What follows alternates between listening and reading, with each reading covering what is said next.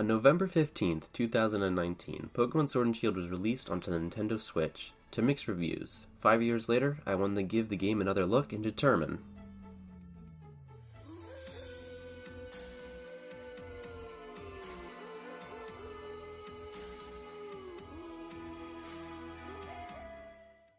Pokémon Sword and Shield were the first real main series Pokémon games on a mainline console, following the successes of Nintendo's other major IPs such as Mario Odyssey, Breath of the Wild, and even Pokemon's own Let's Go Pikachu and Eevee. Naturally, the expectations were going to be high for Generation 8.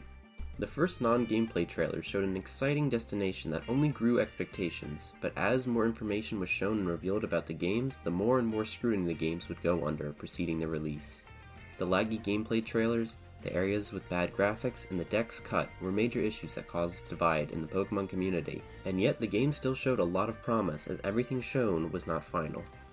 The games would release a couple months later with improvements, but a lot of issues were still present. A big issue that arose in this time were the reasons given for the decks cut, which was a major concern amongst Pokemon fans.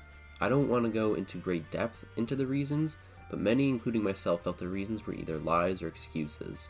Regardless, Pokémon Sword and Shield would go on to be the second best-selling Pokémon game, with over 20 million copies sold approximately 2 years after launch, and for a short time was the 5th most sold Switch game, outselling Mario Odyssey, and less than 1 million copies behind Breath of the Wild. It's fair to say this game had a mixed bag of people who liked it and didn't, which brings me to my perspective on this topic. I started playing Pokemon a couple months after Pokemon Platinum released, and since then I have played all the other mainline games, and despite the many controversies each of those games would receive, I never disliked or had a major problem with any Pokemon game until Generation 8 came out. I wasn't happy with a lot of things, but I still bought the game and played it. I won't lie, I did not like these games when they released 5 years ago, but there were a lot of factors that definitely didn't help my experience, which made me dislike the games more. For example, I played through the entire game within the first 3 days of its launch, doing several multi-hour streams, and one of which was 11 hours long, all in one sitting. And most importantly, I went into the game expecting it to be bad, and I was looking for flaws. I hated this game when it came out, and I was very vocal about it. But now with time and more maturity, I want to give this game another shot, and give it a fair and honest review, so over the last month I replayed the whole story of Pokémon Sword and Shield. Before I start, I just want to point out a few things. I won't be comparing Sword and Shield to any of the Pokemon games that have come out since. I decided to only include the main story in this review, and I'll leave the post-game and DLC out. Now that that's all out of the way, let's start with arguably the most well-received part of the game, the music. I don't think I've met anyone who's had an issue with the music. Both people that liked and disliked the games were big fans of the music, believing it is one of the standouts of the game.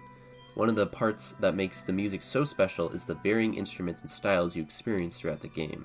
The themes add so much to the characters and the world you're exploring. All the songs feel like they belong, so you never feel like you're listening to some music that is out of place.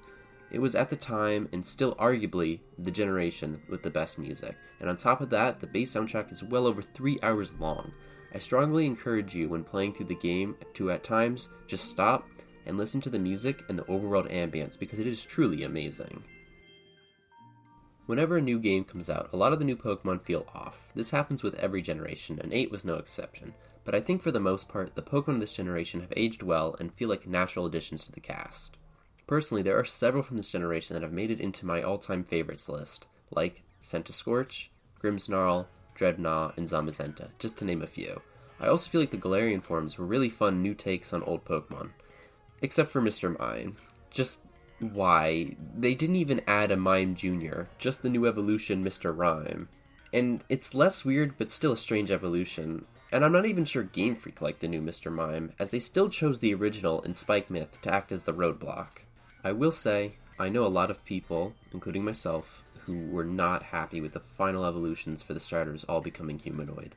Rillaboom, being a gorilla, gets a pass, but as cool as Cinderace turning into a football/soccer player was, I feel they could have leaned a little bit more creative and not so much humanoid. And Inteleon, I don't know. I'm biased. I think Subtle could have been so many other things that were so much cooler, then it just turned out to be another humanoid. And personally, I'm not a huge fan of Duraludon and the horrific scientific experiment that are those hybrid fossil Pokemon. But those seem to be down to my own personal preference, so to each their own.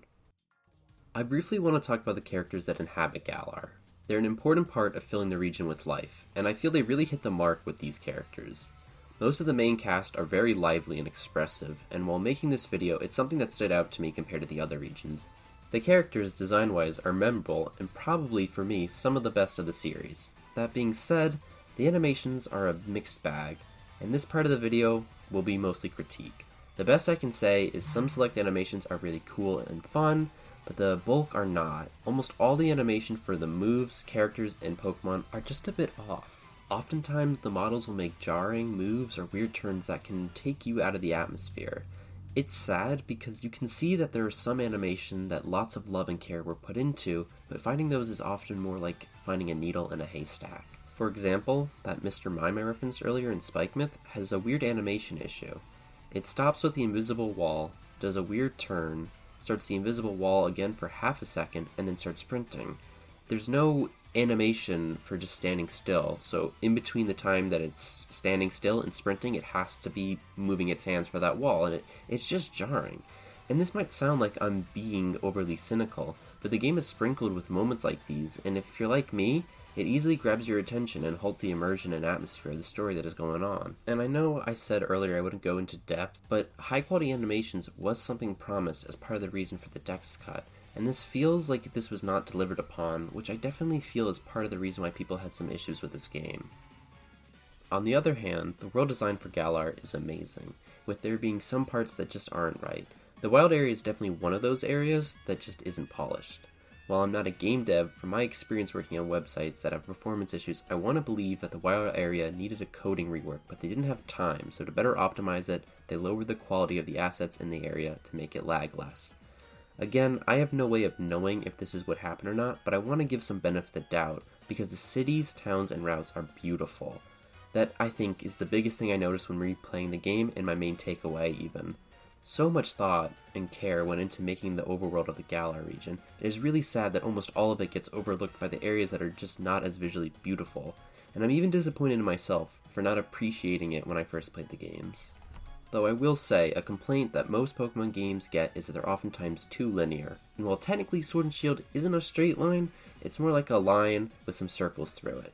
It's cool that you get to visit cities where you can't fight the gym yet, and you have to return later. A bit weird they did the same thing for the 3rd and 8th gym, but my main issue is that the overworld lacks exploration. Unlike in previous gens, where you had little side areas you could visit that weren't part of the main story, Sword and Shield just doesn't have any of that, which is a real shame because this region has plenty of places where that could have worked. The story is, well, just bad.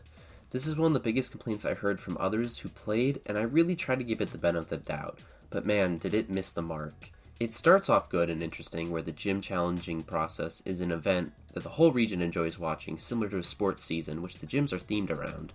And instead of having 3 small children randomly going out to explore and become a champion, all because some professor gave them a Pokemon randomly, the journey is one that many different challengers embark on. Except that we only really meet and battle 3 of these challengers, and they're the only 3 that are relevant at all to the story. It really kills off the narrative that they are pushing that the further we get along, the thinning of the group of the challengers there is. And I really like what they did for the Elite Four in this game, but there were some weird issues in it. Like, I get that Opal is retiring, but why isn't she there for the final 8? What would happen normally if she wasn't retiring? Would one gym leader just not get invited? It's just strange, and it's used to shoehorn Beat in there to make it so they're the first member of the Elite Four without having to break of the final format. The Legendary Heroes and Eternatus story is alright, but I feel like they should have concluded it before the Elite Four, because at the end, Chairman Rose is revealed to be insane and evil. Like, they specifically make the energy problem to be like 1,000 years in the future, so you can't even make the argument that Rose is like some morally compromised villain like Thanos, who fundamentally wants to help people, but does it through an insane and drastic measure. Like, making the energy problem in like 10 years instead of 1,000, bam, his actions are a lot more reasonable. Still bad, but at least you can get the concern, and he's a bit more morally gray than just, oh, my ego, 1,000 years from now, I'll save the day. And Eternatus is just as horrible. After having Ultra Necrozma in the last generation, I was thinking we'd at least get something interesting and challenging, but no. When I first played, I found the boss unbelievably easy, that even 5 years later, I was determined to try to lose to it. And sadly, it was actually harder to lose than to win. and that just makes it feel like a drag. Before the final battle of the story, it's supposed to be like an amazing near climax to your journey, yet it feels like a really long, overdone cutscene. Battling in this generation is very interesting. Dynamax and Gigantamax succeed where Z moves and Mega Evolutions fail, and while I'm personally not the biggest fan of them, objectively looking at competitive, battling is a lot better with them than with Z moves and Mega Evolution. The main complaint I have with battling in this game is what I call negative AI. I'm not very focused on the community as a whole, so forgive me if I'm explaining an issue that is well known under a different name, but multiple times throughout my gym battles, trainer battles, and wild encounters, I would find the AI making horrible decisions that I could only assume were hard-coded to make the game easier. There were multiple times where my opponent could have knocked out my Pokemon, but instead chose a dumb move that made it lose and did not even help its team, like a Pokemon that was faster than me, who just hit me for over half health, choosing to use agility 2 different turns instead of finishing me off. These were frustrating as I'm already pretty good at the game and competitive battling, and I already did as much as I could to make the game harder for me. With all that, I know a lot of us would like a built-in difficulty meter we can add to the start of the game because I had to intentionally handicap myself to make it more challenging, and for the most part, it wasn't. Though, I will say, Pierce outplayed me and almost beat me. Raihan beat me in the gym challenge after clutching on 1 HP, granted I didn't use my Dynamax, and Leon's team was a challenge. It came down to his Charizard almost OHKOing my Rune Aurigus with max overgrowth, which I didn't expect it to have. So credit where credit is due, some of those teams were pretty well built. Before I end my review, here are some miscellaneous things I wanted to talk about that didn't really fit into any of the other segments of this video. The camping and cooking features were fun ideas, but I feel like they were kind of underutilized. Pokejobs and Rotom rallies were fine. The fake players roaming around the wild area when connected onto the online are uncanny and kind of pollute the area. There is a lot of great and funny random dialogue with NPCs that adds a lot of charm to the game, so I definitely recommend chatting with everyone you can. The shiny hunting in this game is mediocre. The TRs and the box available anywhere were amazing additions to this game. The clothing and customization was really good. The move tutor in the Pokemon Center was a fantastic addition. And finally, as a graphic designer, I love all the small designs added to the game to make the world feel so much more alive. So, with all that being said, after playing the game for the first time in 5 years, my final review, I think, for the games would be a 7.3 out of 10. But relative to the mainline Pokemon games, I think I'd give it an 8 out of 10. It's a fun game with a lot to do, and if you take it bit by bit, like I did, you can have a game that lasts you a couple weeks. And there's plenty of content to be had, and that doesn't even include post-game or anything else you might want to do. I think some of the flaws that exist in Sword and Shield do exist in other games, but this game adds a lot of cool features but trades them out for having a lot of cool features removed. Most first releases of main series games like Sun and Moon, which I would rate at 7.5 out of 10, relative to the others are worse than their sequel, Ultra Sun and Ultra Moon, which I'd rate at 8.4. But in Sword and Shield never got a second chance to improve and be reworked. So for what it is, and even what it isn't, I think an 8 out of 10 relative to the other mainline games is fair. Originally, I wanted this to be a 40-minute long video going into even greater detail about the pros and cons of the game, but after replaying the game, I think that kind of misses the mark for the concept of this video. This game was so much more than I remember it being, and I feel the point of this video isn't to lecture everyone about the game, but to convince those who were on the fence or disliked it to give it another chance, and I hope I was able to do that. I hope you all enjoyed this video. I don't typically make videos in this style, so I hope I did a decent job presenting everything, and let me know your thoughts in the comments. So as long as you remain civil, I'm very open to having discussions on the game, and that's all I have for this video. So take care, and give Sword and Shield another try. Now I only have one thing left to do.